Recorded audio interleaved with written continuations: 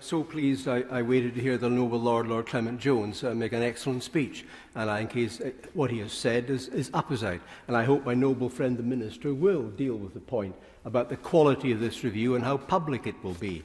And, my Lords, when we moved an amendment at committee stage to protect female patients and ensure their rights under the Equalities Act 2010 to have NHS hospital accommodation exclusively for women of the biological sex women, a number of peers, including the noble Lord Clement Jones, who did not agree with our amendments, nevertheless pointed out that there was a complete disconnect between the general guidance issued in 2019, stating that women must have their choice of single-sex wards protected as a top priority, and then Annex B, which completely undermined that guidance and said that men identifying as women could also be placed in female-only wards.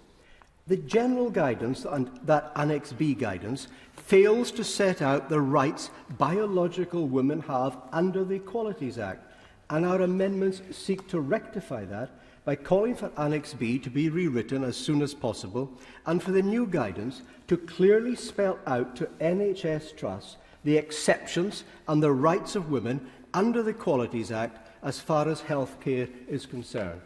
My Lords, who could object to that?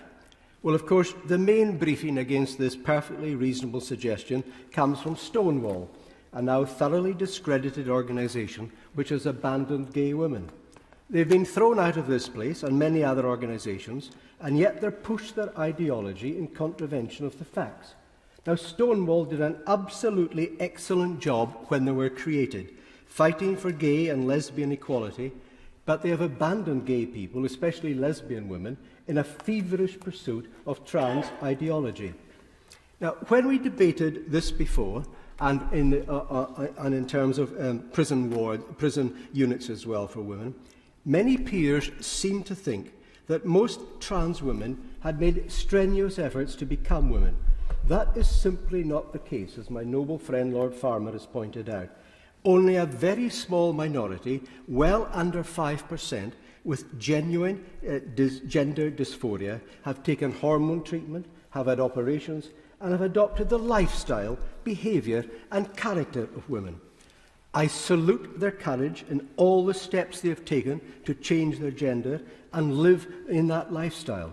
They should be treated equally, both legally and morally, and there is ample scope in all NHS hospitals to have special provision for them. But I'm afraid the vast majority of men claiming to be women or self-identifying as women have done absolutely nothing to try to become like a woman, and they simply don't intend to. They want to keep all their male attributes but demand the rights of real women. My Lords, what sort of men want to invade women's toilets, changing rooms, safe places and hospital beds when they've not made the slightest effort to try to become like women or behave like women?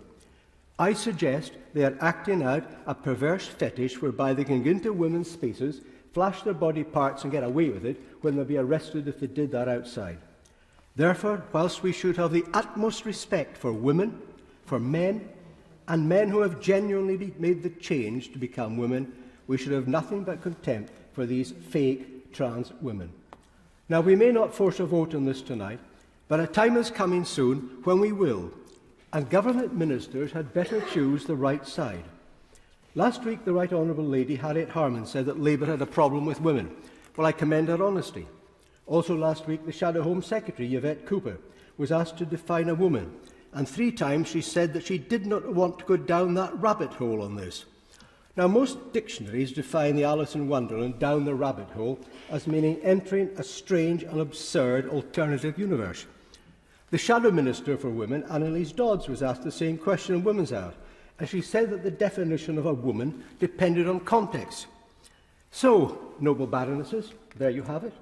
Depending on the context, you may or may not be a woman.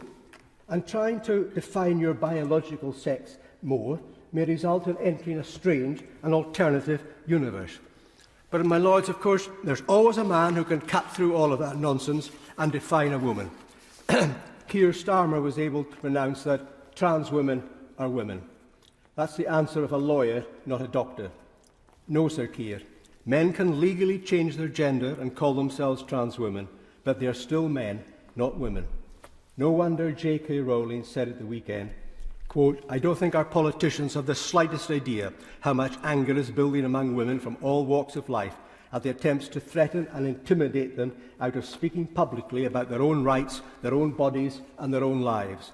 She said, "Among the thousands of letters and emails I've received are disillusioned members of Labour, the Greens, the Lib Dems and the SNP.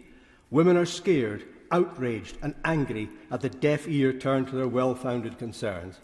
She concluded, "Now Sir Keir Starmer publicly misrepresents equalities law and yet another indication that the Labour Party can no longer be counted on to defend women's rights.